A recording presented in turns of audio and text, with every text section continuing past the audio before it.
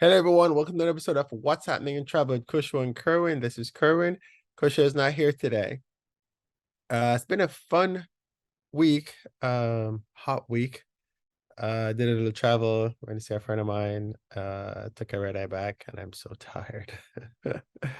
uh, Used to be when you took red eyes, you I'd be up and ready to go, but now it's just, I guess I'm getting older.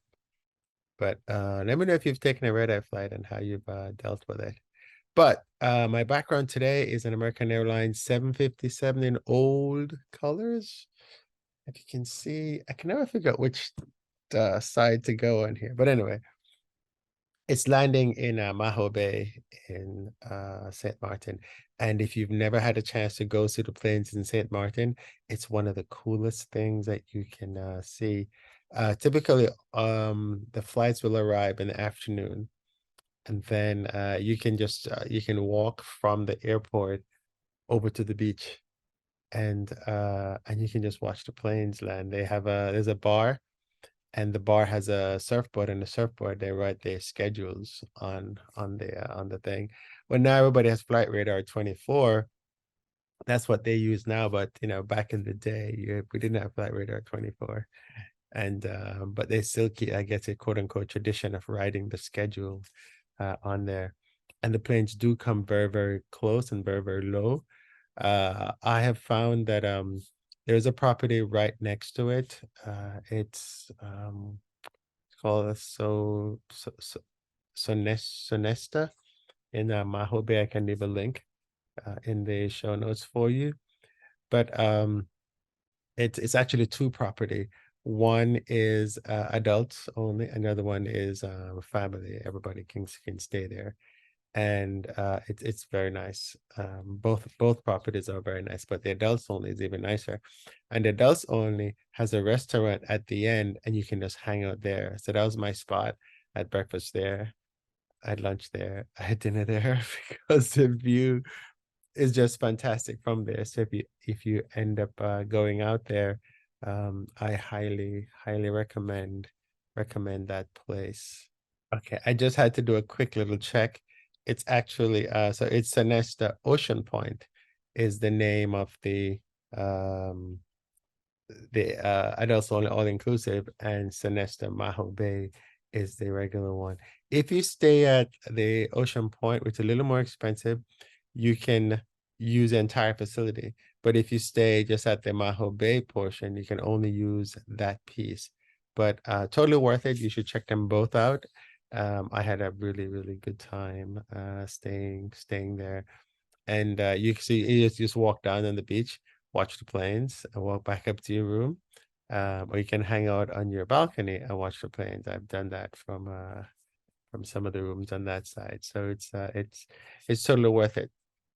I guess this week in the news is airlines are reporting they have record profits. That's expected, right? Because all the airfares have been pretty high. The heat wave is causing I guess all kinds of weather issues, not just in the Northeast or on the East Coast of the US, but all over. So watch out for your flights as you go.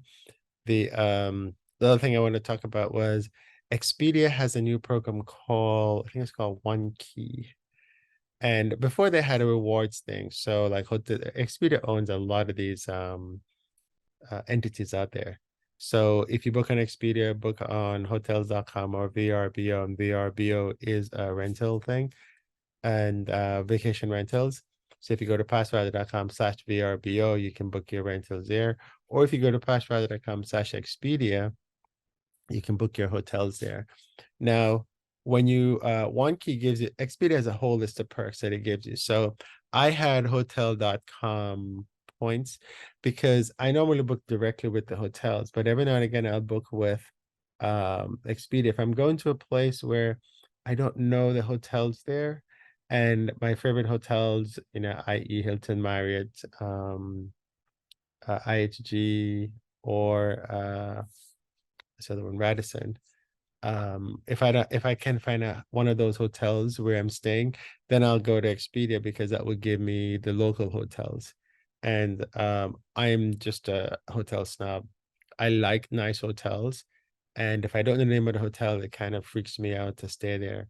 But I know that, I I I don't book by price, I book by where I want to be. Because sometimes when you go and you book, let's say you can book $100 hotel, it's like, 2, 3 miles away from the city and you have to commute every time to go in. That means, it takes a lot of time and I can't deal with that. So I'd rather pay the extra money to stay in the city, or stay exactly where I need to be. And sometimes I don't need to be in the city. I need to be in a different location that's closer to the city. But I've already been to the city, so I basically book my hotels by where I want to stay. A tip I use is I'll go to Google Maps and I'll type in where I want to go or where I'm going to spend most of my time. And then now Google actually show me the hotels that are in that area. And then as I book the hotels, I try to find out, well, can I walk? Can I take a train? And I also need to find out, can I get from the airport to the city? A friend of mine is staying in Paris, and I did that for him. And typically he said he's going to be at this location, but he's going to be there every day for like a week. So you didn't want him to stay, 45 minutes away by train just to save money, because that's annoying because he's going to have meetings. And when he comes back home as in back to the hotel, there's dinner time. He may have some functions to go to. So you don't want someone to go all the way out just to save, and besides, some of the hotels that he wanted to stay was actually close to that place. So I found him some place where it's just 10-minute walk, not even the train, just a 10-minute walk to where they need to be. So when you're booking your hotels, think about that. Now with the Expedia program, and I'm not an Expedia partner, but they sent me a thing that explained how many points. Oh, it just said, we have OneKey. We've moved all your stuff from hotels.com over to OneKey, and I think I have like $40. I don't know how many hotel.com points I had before, but this is what I have now. And so every time you go to book on Expedia and you're signed in, it'll put your dollars, your OneKey dollars, towards your purchase. It's kind of weird because it's automatic by default, it's on. But I want to see what this, so sometimes I go, wow, this hotel is ridiculous how cheap it is on here. And I'm like, oh, I have OneKey points. And then when I go look at then the hotel website, I'm like, oh, it's really expensive. And it's not, it's the same price, but on the Expedia website, you have the OneKey. So I'm still going to continue booking with the hotels because I want to get my hotel points. I was in Dubai once and I checked into this I think, was it a Voco, I think it is, or Boddington. It's one of the IHG brands. And I checked in and the lady's like, um you know, I see you booked with a travel agency. I go, no, I didn't. I booked with IHG. And of course she didn't believe me. And I said, yeah, here's the thing. Just check me in. You go figure it out and then come back. So she didn't check me in. She disappeared into back. She came back like 10 minutes later and go, oh, I'm so sorry. I'm so sorry. Thank you for booking at IHG. I said, well, I tried to tell you that. And because what happens is that when you book with an online travel agency and you show up at the hotel, they treat you so different. They don't give you your perks, you don't get your upgrades you're supposed to get, and all that kind of good stuff.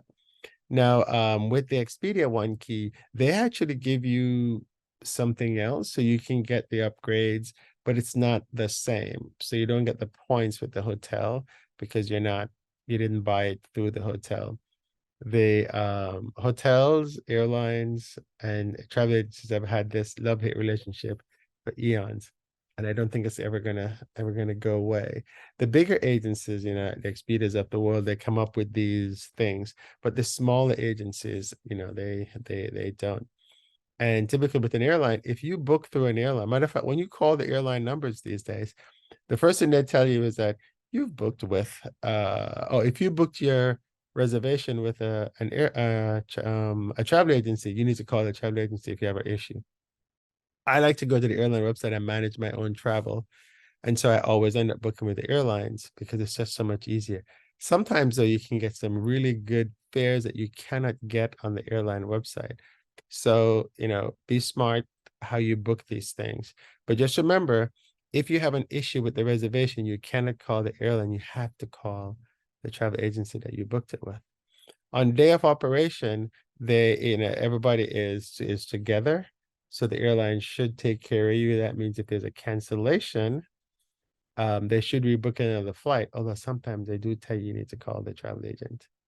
And my thing is that it's always annoying to call the travel agencies because they're like, well, you can't change this because there's a change fee and there's all kinds of stuff. When you call the airline, if you have status, oftentimes the agent there can do things for you that you normally wouldn't get done if you're a regular customer. So one, be loyal. So that's the Expedia OneKey program.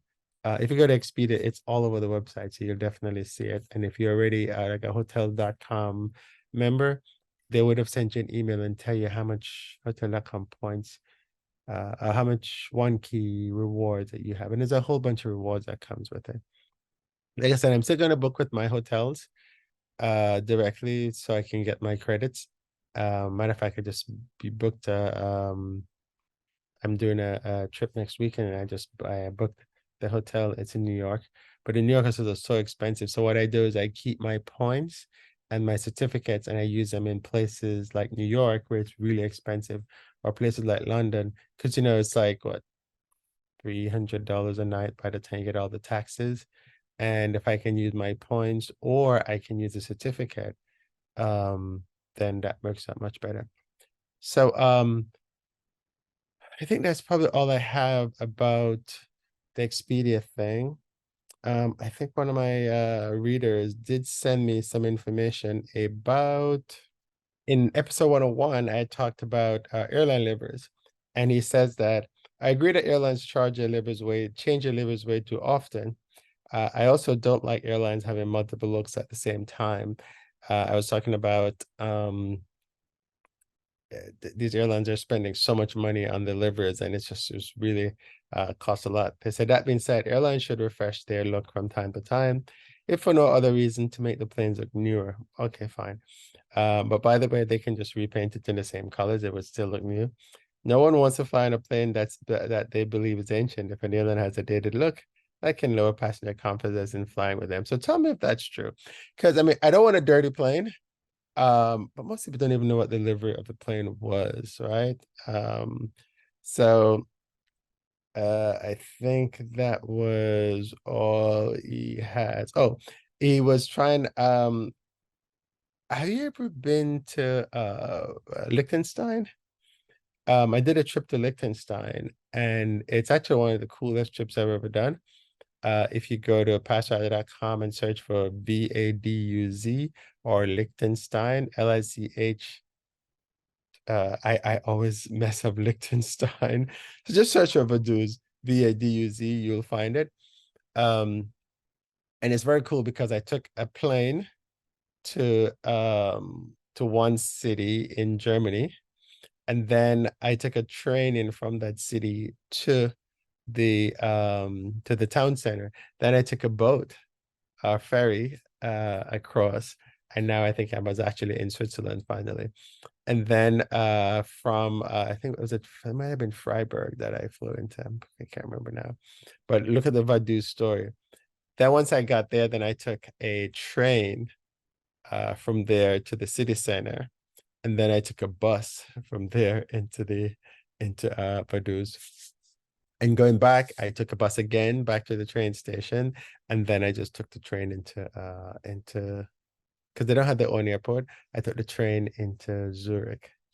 And then I overnighted in Zurich at I think it was might have been a Hilton that was in the airport. Or either that or it was a Radisson, might have been a Hilton. So if you've never been to Vaduz, check out Vaduz in Liechtenstein. It's one of the cool places. They don't have their own airport. So it's always interesting to try to get to it. So that's kind of all I have this week. A very short episode. But travel well, be safe, and have a good trip. Talk to you soon.